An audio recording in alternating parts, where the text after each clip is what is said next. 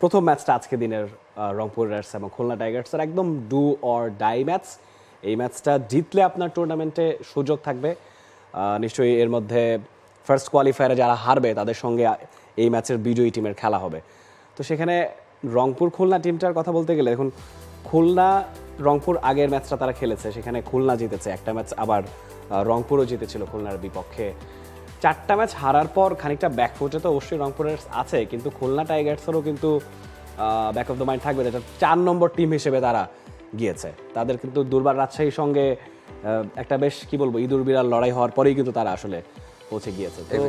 এই ম্যাচটা সম্পর্কে কি বলবেন? তাদের শেষ 2টা ম্যাচ আসলে জিততে হতো কোয়ালিফায়ারে খেলার জন্য, এবং সেটা তারা জিততে পেরেছে, এবং বরিশালের সমান 12 পয়েন্টই তারা নিয়েছে। তবে নেট রান রেটে যেহেতু তারা এগিয়ে ছিল, ফলে তারা কোয়ালিফাই করেছে, এবং সেই জায়গা থেকে শেষ 2টা ম্যাচ জেতার যে কনফিডেন্সটা তাদের মধ্যে থাকবে, এবং তাদের ক্যাপ্টেন মিরাজ উপরের দিকে নেমে ওপেন করতে নামছেন আমরা দেখছি রিসেন্ট টাইমে, এবং সেই জায়গাতে তিনি রানও পাচ্ছেন।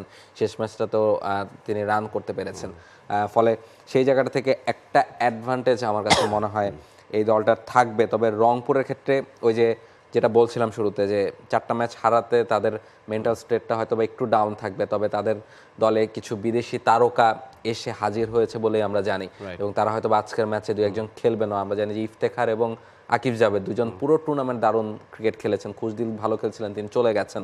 সে জায়গা থেকে তাদের ওপেনিংয়ে দুর্বলতাটা একেবারে শুরু থেকে স্পষ্ট। তারা যখন টানা ম্যাচ জিতছিল তখন আমরা বারবার বলে আসছিলাম যে তাদের ওপেনিংটা আসলে একটা সময় গিয়ে ভোগাবে, কারণ প্রতিদিন আসলে আপনার মিডল অর্ডার বা লোয়ার অর্ডার আপনাকে রান করে দেবে না, আপনাকে উপর থেকে রান আসতে হবে। সেই জায়গাটাতে আসলে শেষ দিকে এসে তারা ভুগেছে যে তাদের উপর থেকে রান আসছে না। ফর্চুনেটলি সৌম্য সরকার রানে ফিরেছেন, ইনজুরি থেকে এসেছেন তিনি, এবং এই জায়গাতে বিদেশি যে তারকারা আছে তাদের মধ্যে থেকে নিশ্চয়ই কয়েকজন খেলবেন এই ম্যাচ। দেখুন, বিদেশি তারকাদের মধ্যে নতুন নামগুলো আমরা একটু দর্শকদেরকে জানিয়ে দিতে চাই। জেমস ভেন্স, টিম ডেভিড এবং আন্দ্রে রাসেল, এই 3 জন আসার খবর আমরা সোফার পেয়েছে।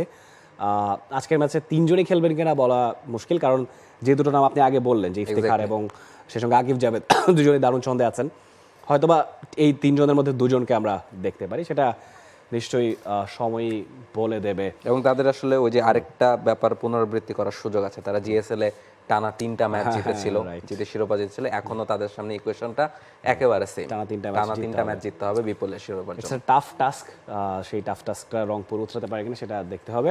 বাংলাদেশ প্রিমিয়ার লিগ 2025, 7টি দলের জমজমাট লড়াইয়ে মাতবে পুরো দেশ।